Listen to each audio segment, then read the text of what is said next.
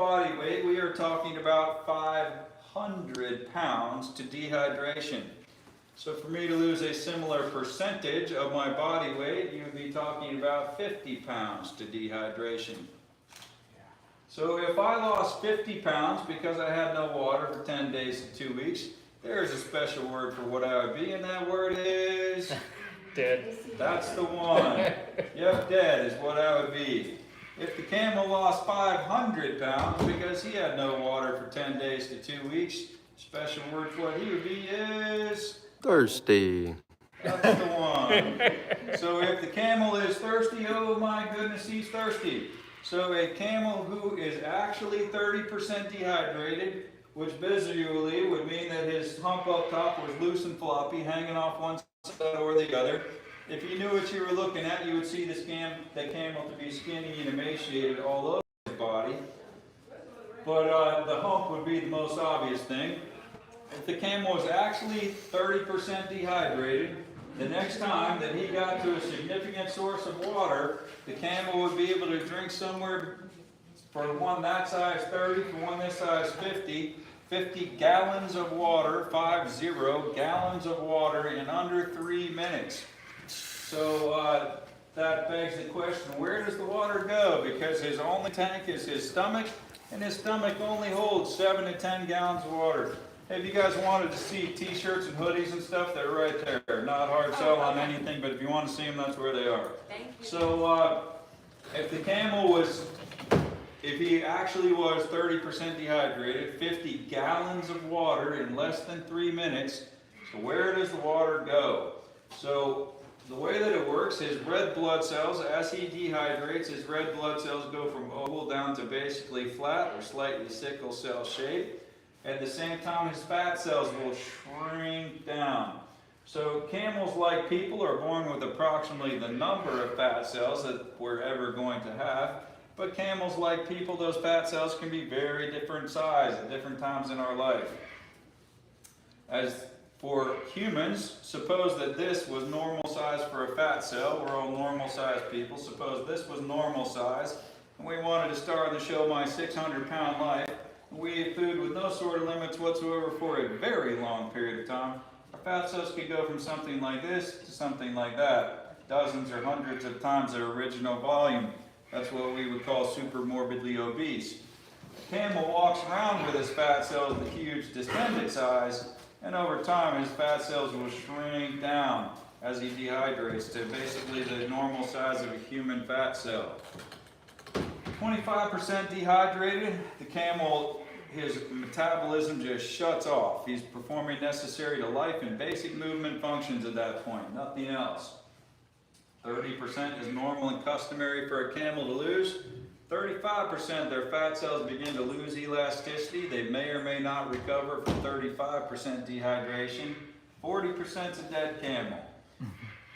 So when the camel gets to a significant source of water after being that dehydrated, and he's going to drink 50 gallons of water all at once, the way that that's going to work is his red blood cells will go from flat, just boom, right back to oval immediately, as fast as he can drink it. His blood can absorb it.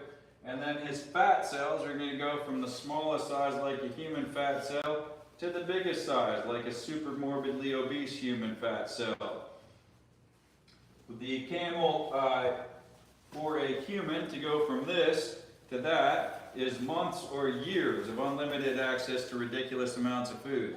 For a camel to go from this to that is approximately 40 seconds on an individual cell basis, about 3.5 minutes start to finish, because that's how long it takes him to drink that much water.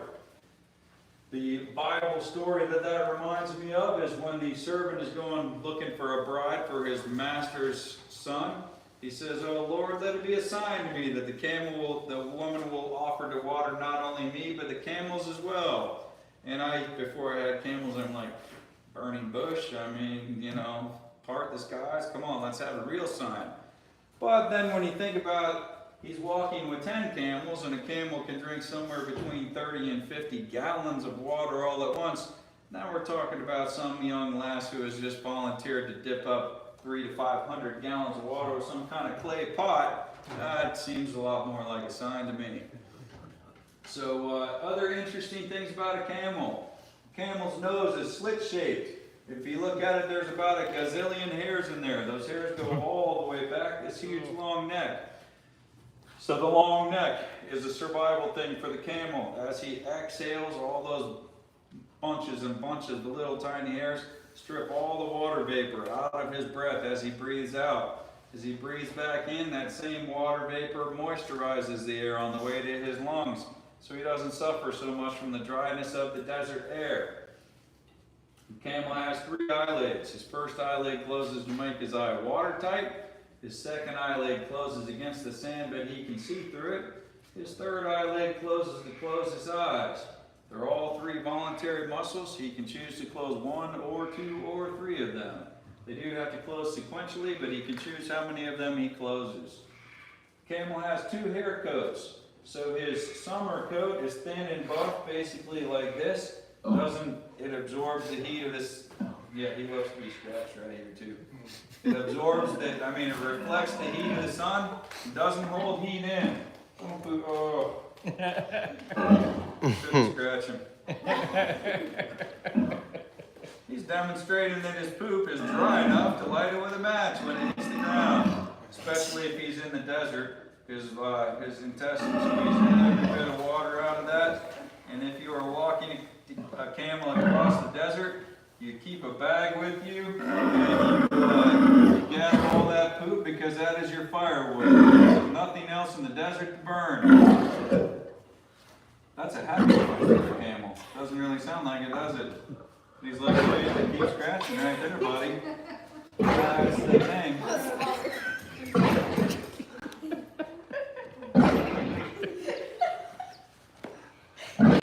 Sometimes I'll get a big scrubbing brush and it'll be like,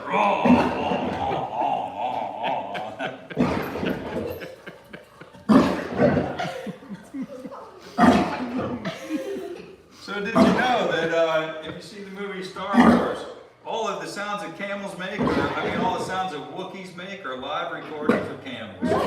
Even when Chewbacca stands and goes, and I'm going to kill you or something, that is a recording of a camel. My goodness. Adam, you better get back.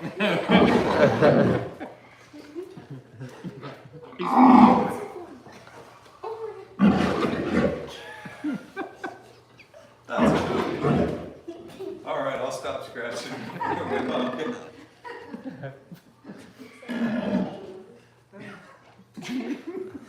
Was it good for you?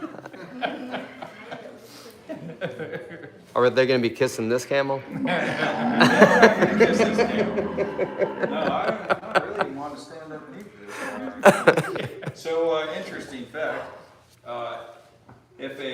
If an alpaca spits at you, you get a face covered in green. If a llama spits at you, they generally just blow air at you. I've never seen a camel spit, but if a camel does spit, it's far worse than you think. A camel doesn't actually spit.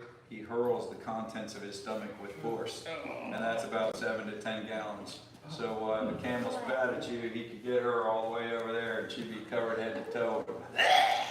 So yeah, you wouldn't want a camel to spit. So I've lost my train of thought. I don't even remember what I was talking about. So what was I saying? We were talking about lighting poop on fire, I think was the Yeah, last thing. poop, yeah. And Yeah. also, You were talking So about the worn out spot, what looked like worn out spots all over the fronts and backs of his leg, all over like this. These are all leather. He's born with those. They're not worn out spots. When he goes down onto the ground, he goes down like this.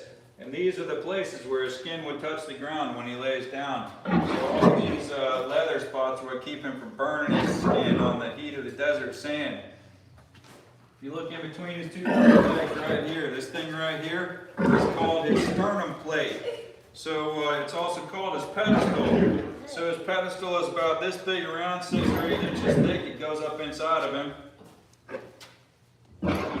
Are we good? What are we doing, Bo? Might have to get you a little glass of water.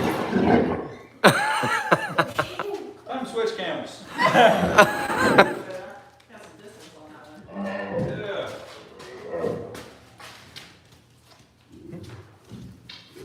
Want to grab him a bucket of water?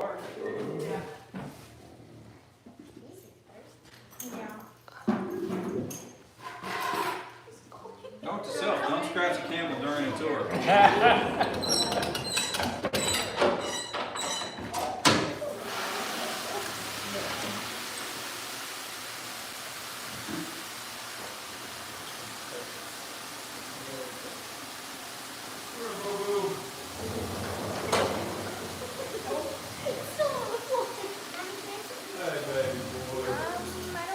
He's about to bring another camel out, so depending on where the camel stops, we'll decide. You're gonna get to go up to the camel, so wait just a second if you can.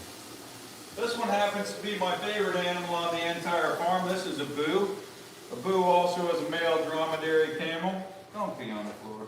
Hey, come on. Don't pee. They're giving you all the full show today.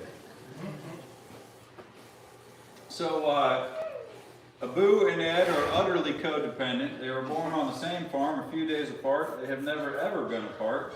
When we brought them down here into their beautiful new barn with their massive luxury stalls, when we put them into these stalls, they nearly ripped the barn down because they couldn't see each other. So we had to take them back to the other barn, cut a window in between their stalls so they could see each other, and then it was all good.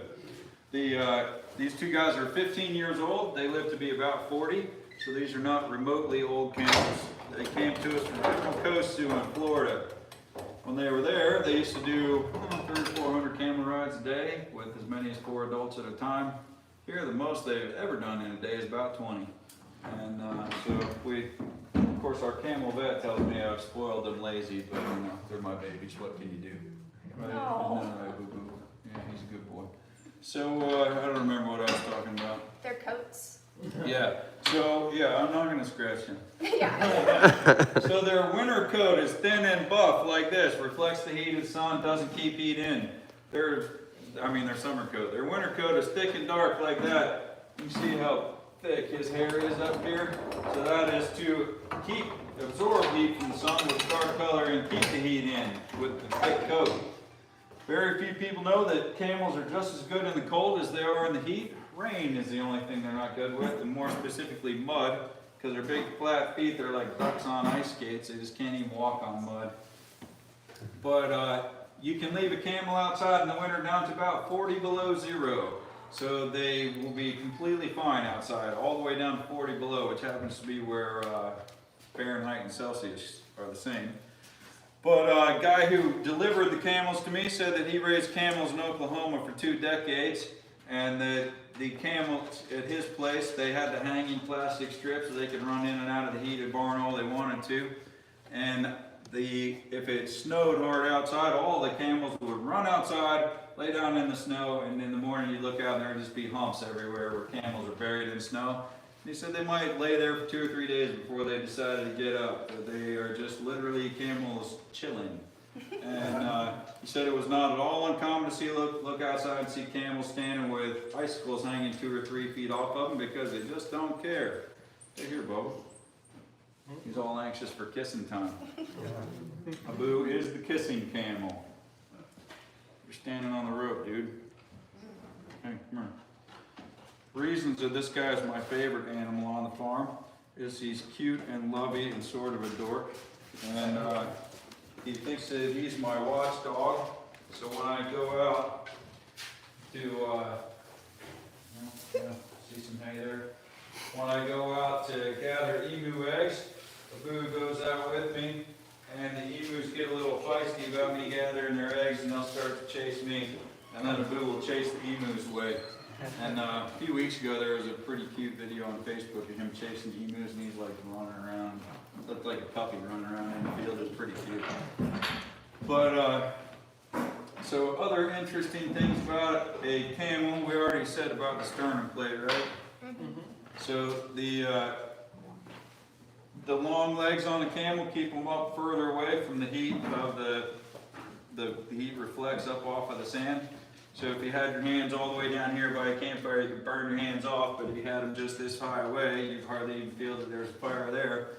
So the big long legs make a big difference on how much heat reflects up to him.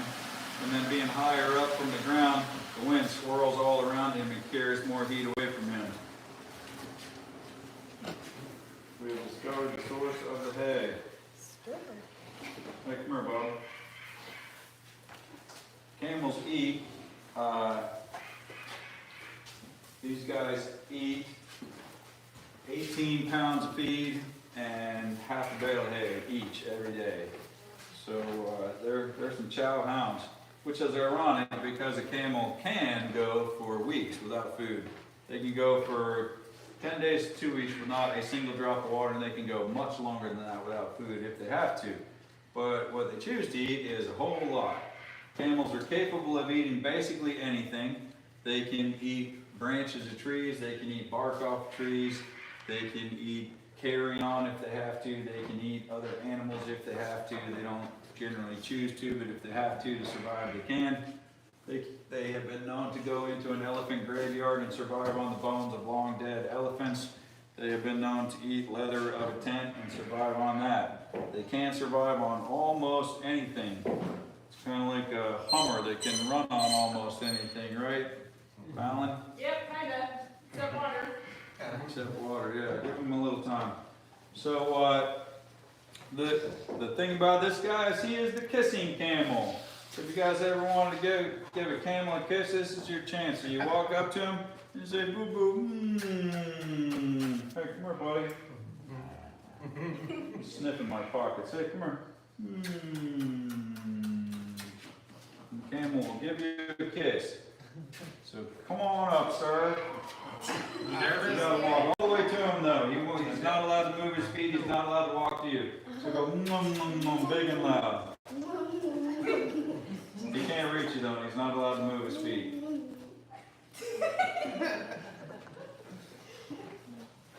There you go. That's it. Who else wants to give him a kiss? I'll say my first kiss, thank you. Thank you. No, it's the top of his nose. He's not going to slobber on you.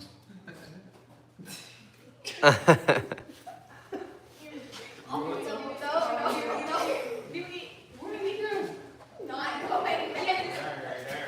Dad, you wanna? You got no. I think you're not doing it. My first kiss, thank you. Aw.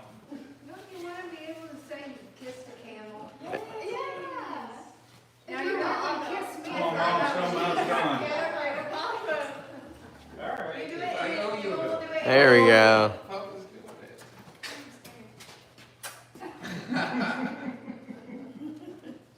No, I'm not. Why not?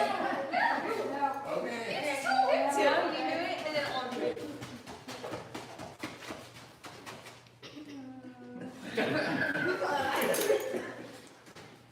Good job.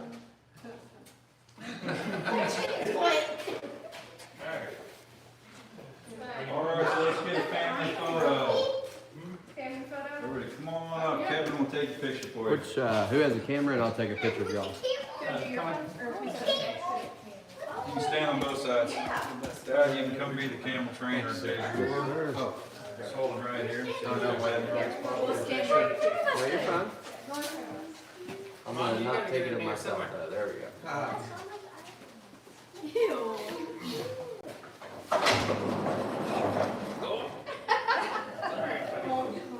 Everybody look at the camera. Say camel Camel. day. There you go. Oh, and we got the extra camel in there too. Those are great, guys. Look behind We you. have to change the lighting just a little bit. Thank you so much. Surprise. More kisses? Are those all right? No, this one doesn't have pictures. Thank you, thank you. You're welcome. Good boy, That's Ed. really cute. Good boy. It was really cute. All right, good boy. We don't. So this barn was custom built for camels, and then we had to cut an arch in his back because he couldn't fit. Normal height for a camel is 6'6" to 6'9". He's about 7.5 feet tall. Dang. You think we starved this camel? He has the same hay laying inside his stall.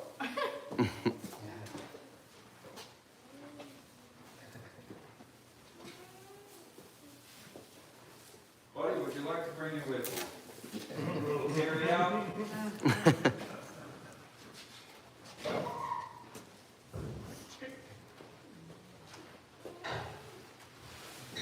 Don't forget your camera. Shoot yourself up in the face. So fast. Get off of me, you're too tall.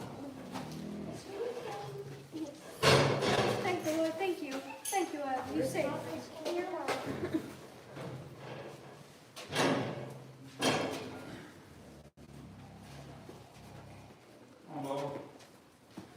We were talking about how they have to see each other. Every time we're laying up there looking down, they are like nose to nose a little bit. Staring at each other. Yeah.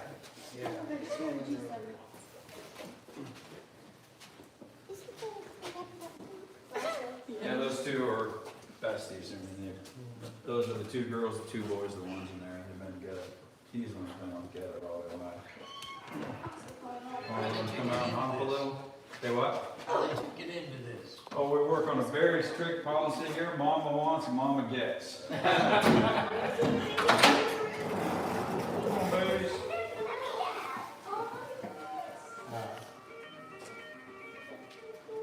Don't Hello? go in there, let them come out. Great, stay left where the pond splits the driveway. Oh, yeah, you know where it is. Yes, He's still running in circles. the potty? Mm-hmm. Saw him. Come here, girls. Did Todd see him? What you got, babies? Oh, yeah. What you got, babies? What are you doing? What'd you This is think? the one I got out. Didn't think you were gonna cheat on Dad today. Which was the one that y'all had to take? Which one? Oh, no, the one we chased was bigger than these guys. No, this is one of them. Is it? Yeah. That one. Fast. So maybe you said kangaroo. I think That's that's it. repeating Yeah. kangaroos again on Monday. Somebody else is doing it tonight.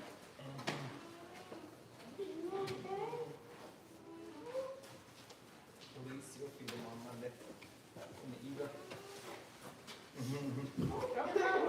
You okay? Just woke up. That's how I am when I wake up. That's how everybody was saying.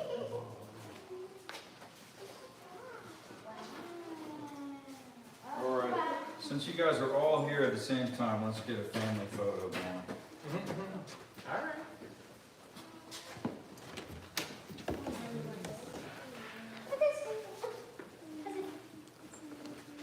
Have you guys explored much around the area since you've been here? Oh, yeah. Okay. We went everywhere.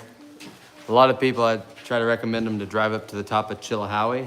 Oh. So, I thought you meant the property. We haven't went around. yeah, the- look on Google Maps, look up Chilhowee, that's the mountain that you're looking at. Real easy drive. You can look down and there's some hikes too, but it's beautiful. All right, girls, Oh my goodness. hold this over, put your hand through there. Hold this like that. All right, put your hand through. Hold it like that, put your arm through like first. Now you guys be in the middle of the picture.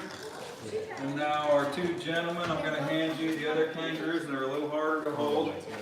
So you're gonna need to get Kevin to be your photographer, because the other ones are gonna tolerate being held for about 15 seconds. So everybody else gather up for the picture.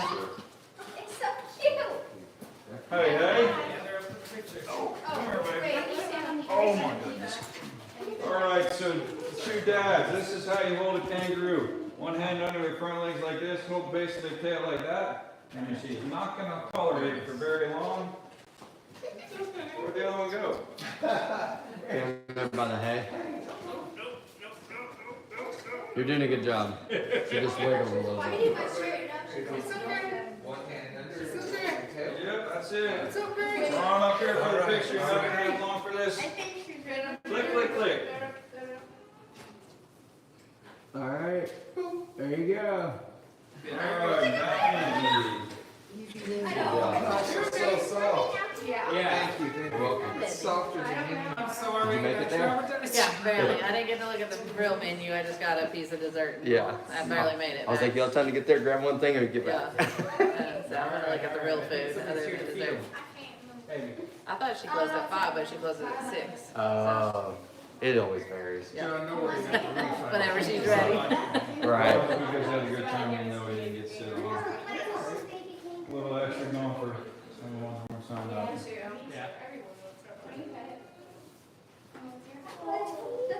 So was that mama that was in here a while ago? The big one? No, I'm talking about his daughter.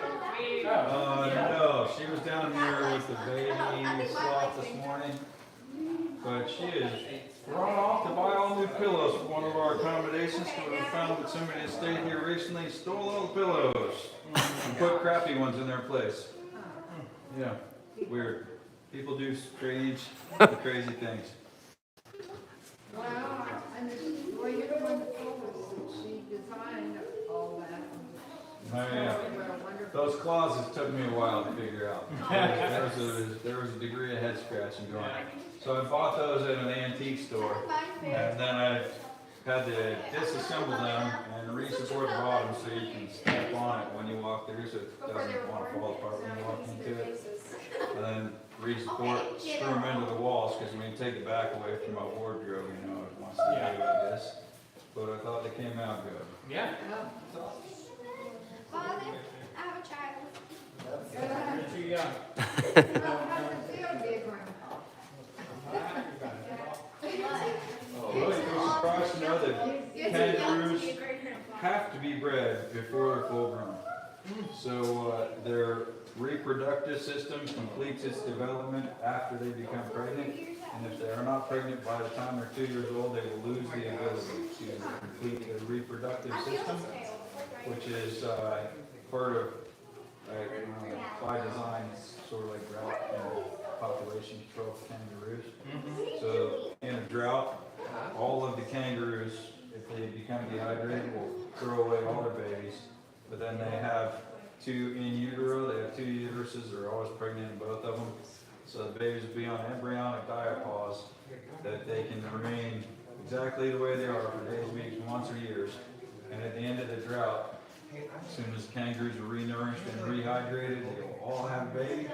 And within 45 days or so after that, they'll all have a second baby. And the population, whatever survived the drought, will triple immediately after the drought. But anything that wasn't pregnant before the drought started in its whole life never will get pregnant. Because they lose the ability to complete the reproductive system. But so the ones that are outside currently weigh about 35 pounds. They both are pregnant, and they both will have a baby. They may have already had babies. They might already be in pouch. We don't know. But they probably will have babies out of pouch by about June. They won't reach their full adult size for another year and a half still. How big are they when they come out? Jelly bean. I know they're jelly when they go in. How big are they when they come out? Oh, about 4 pounds. Okay. They go into the pouch and they have no back legs and almost no tail.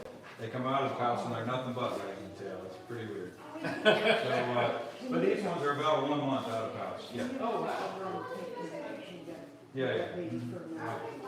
So these ones are about 1 month out of pouch. What do you think about those? At least he's the one They're finishing up and then that's what you're like. There it is. I kind of want to let him hold one of those big ones for a picture. Oh, yeah, Because yeah. I did pay for both Okay. kangaroos. I wonder if he'll let me do that before he puts it away.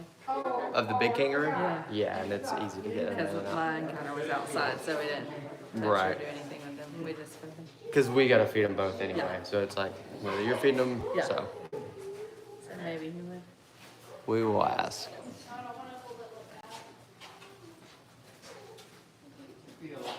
Not I guess it's big. For how hard like holding on to that one kangaroo didn't want to be held.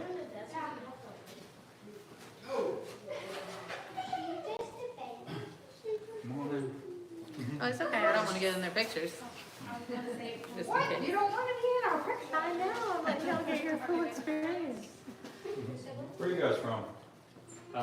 We came up from Atlanta. They came down from Knoxville. I live in Knoxville. Oh, do you? Yeah. I work in Oak Ridge and I live in East Knoxville at Carter area. We live in West Knoxville. Yeah. Baby, no. Oh my gosh. Yeah, I saw on the news where a car hit a Walgreens. The- So that's the big, I so didn't the see that newest one. Did you see the experience Food on the City in farm Oak Ridge? is We just started letting people sign up for a sloth keeper for a day. So you can spend 3 hours with one of us that's the sloth keeper and do all of the sloth experiences together plus another hour and a half of other stuff. And that was our biggest holdup in it, having to be able to staff it because we can't leave people alone with sloths because somebody would steal one. Yeah. Yeah. And if you stole a sloth, it would definitely die. People don't know how to keep a sloth alive. We had our honeymoon in Costa Rica and learned a bunch about sloths while we were there. And since learning the number of like parasites that live on them, I'm like, oh, good. So in the wild, they have between 125 and 150 moths and beetles living in their fur all of the time. In captivity, that number is 0. Yeah. So in the wild, and that's also why it is harmful to a wild sloth to pet it, is you mess up the whole biome living in their fur with the moths and the beetles and the moss and the algae. I mean, it is necessary to their survival. If you go petting it, you screw the whole thing up. And second, it's horrible to pet a wild sloth. For the same reason it's horrible to go try to pet a white-tailed deer. It's not going to go well for you. That's a wild animal. And it's not going to be good for the animal either. Yeah, they genuinely do hate it. And third thing about petting sloths is in Costa Rica, the reason they had to make it illegal is that people would take them out of the woods, set up a roadside stand, try to get tourists to pay $10 a head to come by and pet the sloth, and throw it back into the woods. And you know, that's going to result in a lot of sloths dead. But then they make global statements about sloths hate to be held, hate to be petted, it's harmful to them, all that kind of stuff, because they're trying to combat tourists inappropriately petting sloths in Costa Rica, and they're also trying to combat the trade of wild animals.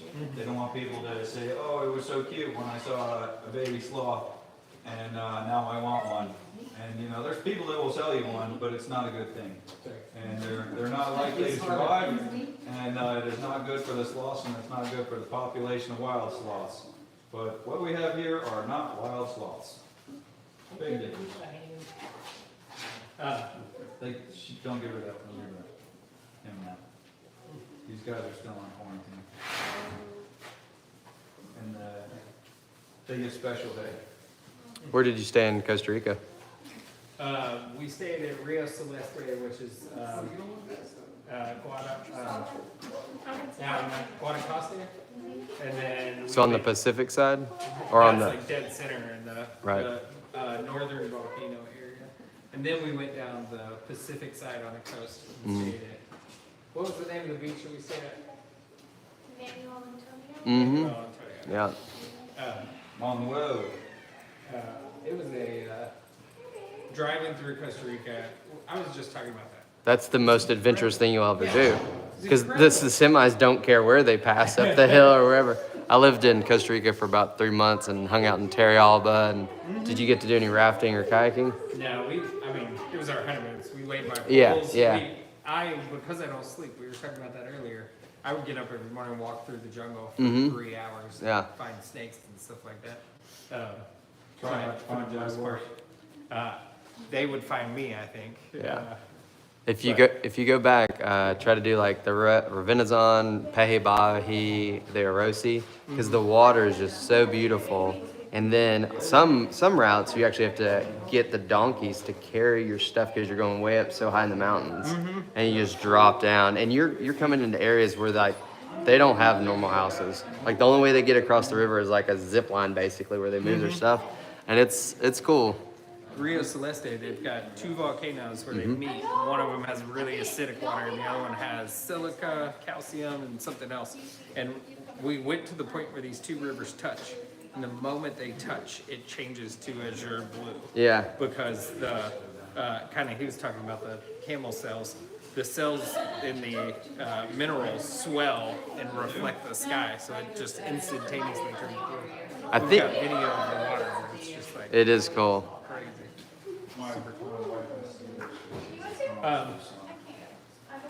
We've all right. I thought we had overstayed our welcome here. Gotta make sure we don't cross any boundaries. Do you know, are we gonna go eat? Yes, Where are we going? I don't know, Did some they tell you? silver now.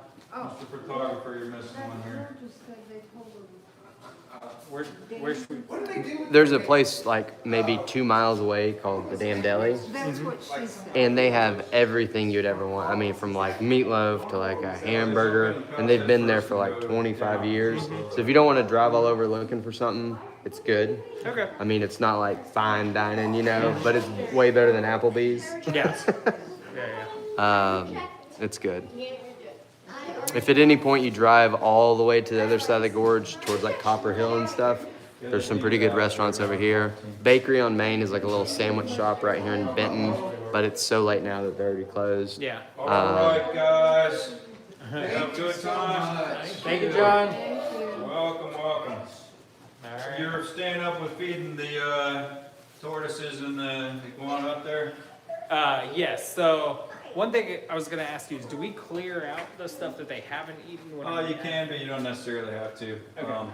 You're only there for 2 or 3 days, so if they don't get cleaned, you just- Okay, I can clean them. I just didn't know whenever we asked. Oh, if you do I don't clean them, know- that's great, but if you don't, you know, no problem. Okay, perfect. And most of this is going to go, it's live on YouTube right now, but once the servers all connect, pretty much just everything you think over in there will go out and be a video. All right, And I'll edit them down smaller, but that'll take a day or two. all right. Let's go, Ed. All right. Thank you all so much. Thanks, guys.